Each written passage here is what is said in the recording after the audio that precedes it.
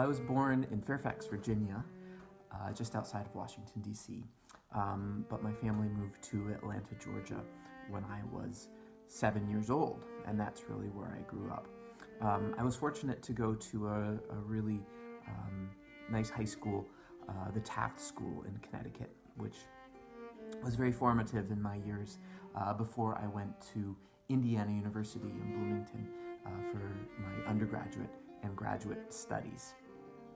It was there in Bloomington that I first encountered the Baroque cello, and that was obviously something that changed my life dramatically. And then about a dozen years ago, I moved along with my beautiful wife Linda to Seattle, and we have been happily living here in the Emerald City ever since. Well, I actually started on the piano. Both my mother and father are professional musicians. They spent most of their career as organists. And so my mother taught me piano starting when I was 3 years old, and I was a terrible piano student, but thank goodness she was more perseverant than I was just a poor student. But on her suggestion, I started playing the cello when I was in the 3rd grade.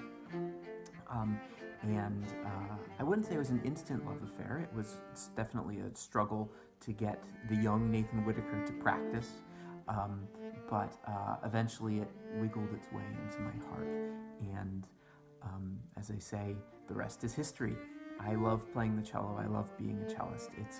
It's a real gift to be able to do that. My most profound Christmas memory actually comes from when I was 13 and 14 years old. Growing up in Atlanta, I was a member of a cello choir there, and we would, on Christmas Eve, go to the ballet, and we would actually play in the lobby for the audience coming in to see the Nutcracker on December 24th. And it was just really cool way to really ring in just a beautiful holiday. Gosh, I've had so many embarrassing moments, from having my music fly off of the music stand in concert, showing up to a concert without having a bow in the case, getting the time of a concert wrong and slipping into the pit with the wrong clothes on just moments before the concert starts. But I have to say, probably my most embarrassing moment in my professional career was right when I was getting started.